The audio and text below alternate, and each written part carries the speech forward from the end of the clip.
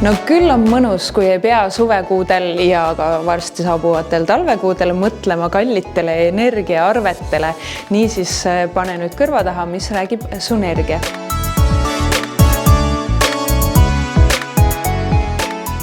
Sunergia tegeleb taastuvenergia lahenduste pakkumisega võtmed kätte põhimõttel. Pakume siis nii era- kui äriklientidele. Meie fookus on pigem päikeseparkidel ja akulahendustel ning lisaks on meil ka küttelahendused ja ventilatsiooniseadmed. Ehk siis meie eesmärgiks on pakkuda kõiki kolme lahendust ühest ettevõttest, et muuta energiatootmine ja kasutamine efektiivseks ning saavutada nii tehnoloogiline kui ka rahaline võit. Ja see on ka üheks meie konkurentsieeliseks.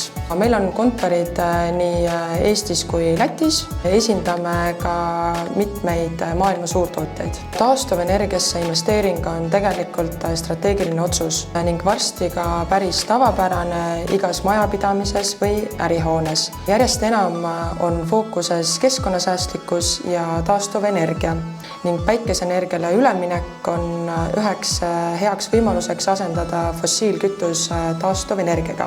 Siinkohal saame ka näiteks rääkida kulude kokkuhoiust.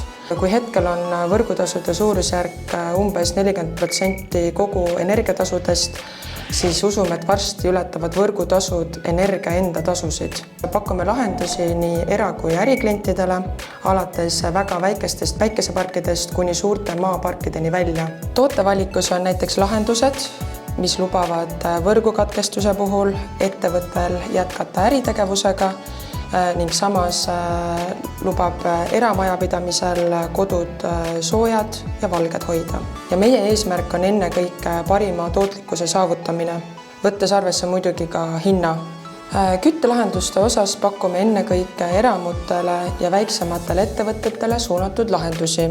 Valikus on õhk-õhk, õhk-vesi ja maaküttel põhinevad lahendused. Meil on ennekõike valikus sellised lahendused, mis on efektiivsed ja töökindlad just meie kliimas. Lisaks küttele pakuvad lahendused ka jahutust, et suvekuudel hoida mõnusat toatemperatuuri. Meie kontor asub Tabasalu südames, Tallinna lähistel.